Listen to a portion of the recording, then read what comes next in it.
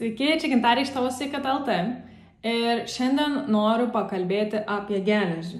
Ne apie tą geležį, kurią kala vyrai, bet apie tą, kurią vartojame mes ir kuri mums yra labai reikalinga kaip organizmui. Tai pirmiausia, noriu pradėti iš tikrųjų nuo statistikos 2021 metų Lietuvoje. Ir kas buvo atlikta, čia yra naujausiai prieinami duomenys apie lietuvius. Ir kas buvo nustatyta, jog moterys, iš tikrųjų statistinė Lietuvos moteris vartoja 33% per mažai geležies. Ir tai yra didelė problema, nes jeigu, pavyzdžiui, jaučiatės pastoviai pavargę, silpnumo tokie momentai, trūksta energijos, sunku fokusuotis, jeigu turite paplyškusią odą, jeigu slenka plaukai, jeigu yra nugaros galvos skausmai, jeigu yra kojų patinimas, jeigu sunku užmigti arba miegate nekokybiškai, jeigu jaučiate, jog širdis persimušinėja, jeigu netgi matote lūpų tam tikrus įskilimus, jeigu užuodžiat kvapą ir jaučiat skonį kitaip negu įprastai, jeigu turit gausias mėnesinės ir jeigu kojos ir kitos galūnės yra nuolat šaltos, tai yra visi ženklai, kad jums galimai trūksta geležies. Ir kaip ir minėjau, statistinė lietuvių moteris, vyram irgi trūksta, bet moteriai daugiau, trūksta iš tikrųjų geležies. Na ir jeigu kalbant, kiek tos geležies reiktų vartoti, tai rekomenduojama norma yra 40-45 mg per dieną yra maksimali norma ir jos nereikėtų peržengti, nes per didelis geležies vartojimas jis turi ir negatyvių pasekmių. Na, o rekomenduojama norma dienai moterims yra 15 mg, o vyrams yra 10 mg.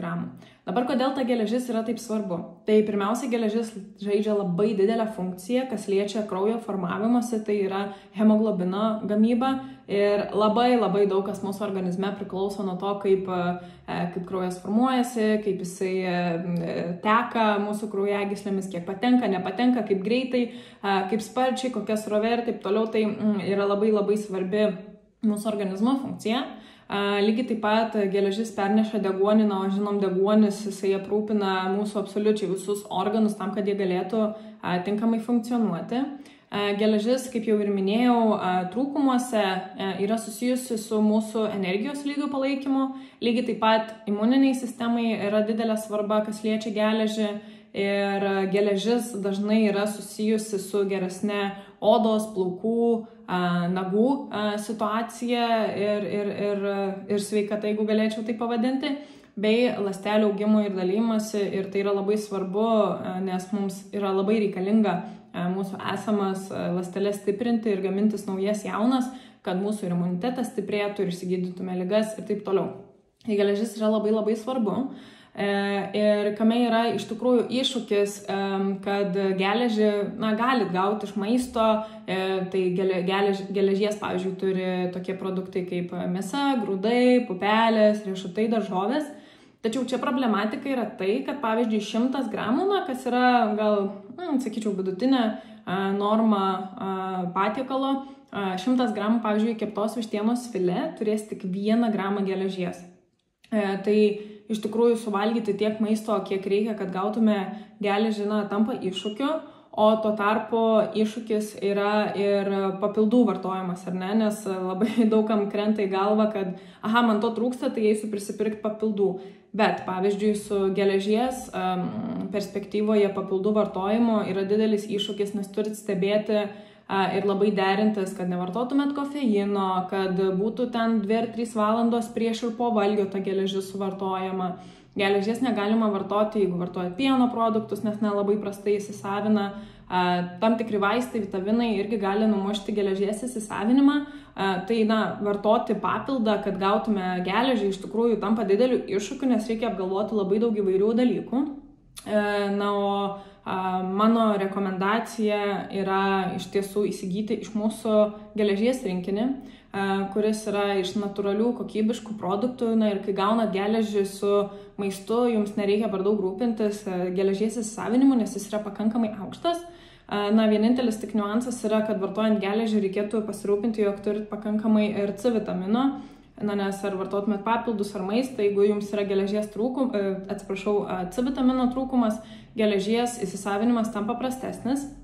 Tai va, bet labai rekomenduoju įsigyti ir pabandyti naudoti mūsų geležies rinkinį iš maisto produktų, kurie yra auginami Lietuvoje, apdirbami su nauja technologija, kad išlaikytų visus vitaminus, mineralus ir jie dauguma yra miltelinės formos, dėl to patogu naudoti.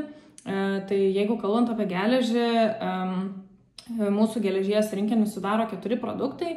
Tai yra špinatai, tai yra produktai, kurie turi daugiausia geležies, dėl to juos įtraukus į savo racioną, jums net nereikia skaičiuotis, ar suvartojat jos ne per mažai.